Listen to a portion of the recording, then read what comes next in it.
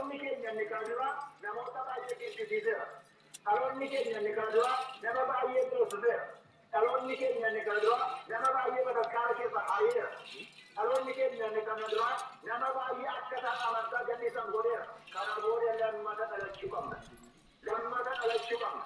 Lammata gaafa dhalannu garuu dhalachuu keenya namoonni baay'een gammaduu qabu.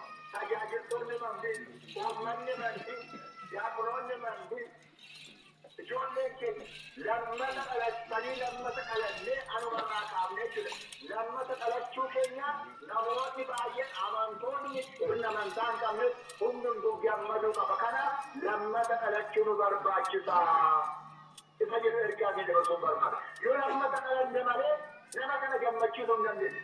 Yoo lammata dhalanne malee uummata kana gammachiisuu hin dandeenye. Yoo lammata dhalanne malee namoota gara waaqayyoo dhufuu hin dandeenye. Lammata dhalachuu keenya namoonni hundumtuu gammaduu qabu.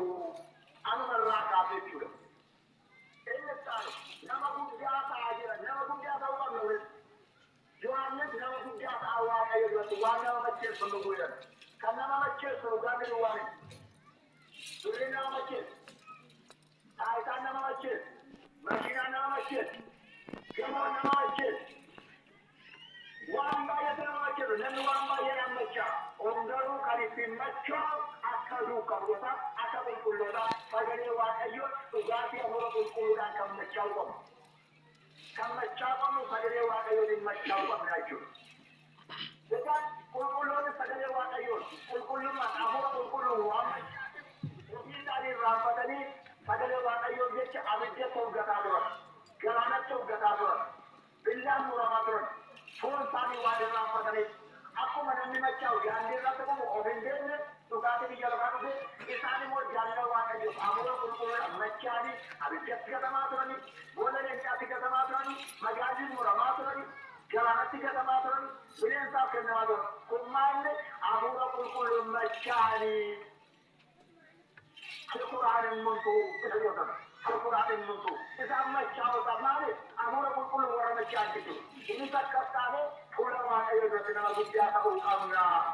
Namoota baay'ee mana Israa'el keessaa gara waaqayyootti deebisaa jedha. Kunis namoota baay'ee magaalaa mandii keessaa, baadiyyaa mandii keessaa gara waaqayyootti deebisuu qaba.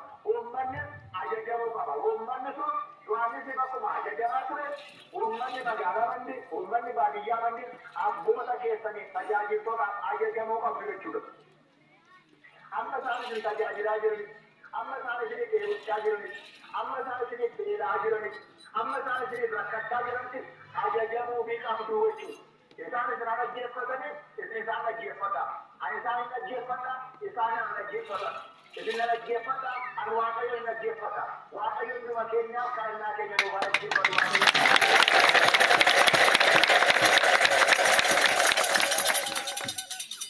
Lallaba beekti lallabuudhaaf mini isin barsiisuudhaaf mini lallabii waltajjii tokko laman jiru ganama barattasitu baranneerra.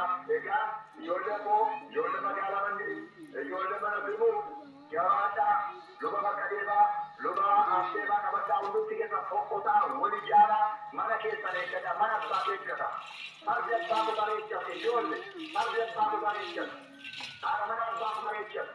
Abbaa mana haadha manaatu bareechata. Ijoollee intala haadha bareechata. Ilma abbaatu bareechata. Yannaa abbaa deeggata. Kadibu kooshii haadha deeggata. Intala deeggata. Haadha deeggata. Qe'ee keessan isin deeggata. Kootii keessan isin deeggata. Qamisii keessan isin deeggata. Bataskaara keessan isin deeggata. Diinni akka mana keessan hin galle. Sagalee keenya siyaasa bakkeessee isaan sagalee waaqayyoo beeksimu. Lakkiin abbaan Gabriel fa'aa siyaasa dadhabu. Abbaan Gabriel fa'aa addaan kutaa jiru. Insoo addaan hin kunne isa isaan addaan kutaa walitti hodhaa jirra malee.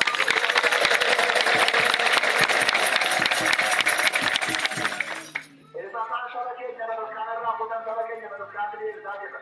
Isaan luboota keenya tuffatanii luboota keenya akka waa hin baafnee tuffachaa jiran luboota keenya kabajaa jiru. Lubootaaf lubummaa kennaa jiru. Warra duraan lubummaa fudhatan abboota keenya immoo kabajaa jiru. Uummata akka isaan jaalatu gochaa jiru. Manni amantaa keenya bilisummaadhaan mana amantaa dhaqanii bu'aa dhaqanii akka bu'aan galle mana amantaa dhaqanii gammadee akka gallan gochaa jiru. Manni keessan kan keessan jennee isin mirkaneessaa jiru. Qe'een kan keessan qe'een kan ormaame qe'ee keessan eeggadhaa. Isaa waggaa baay'ee waan sammuu keenya keessa hojjetaniiru. Yoomini isin ogonaniiru isaan baay'inaan waan irratti hojjetaniif. Baay'ina uummataatu qaba garuu naannaa barakkaana isaantu qabatee ture. Kanaaf isaan maal gochaa jiran akka ulfaafaatii keenya tuffatu, akka ulluba keenya tuffatu, akka hundaabilii keenya tuffatu, akka lallabaa keenya tuffatu, akka sabataa keenya tuffatu, akka walii keenya tuffatu nu godhanii irratti hojjetaniiru. Isin immoo nu tuffatinaa, immoo isin tuffannu.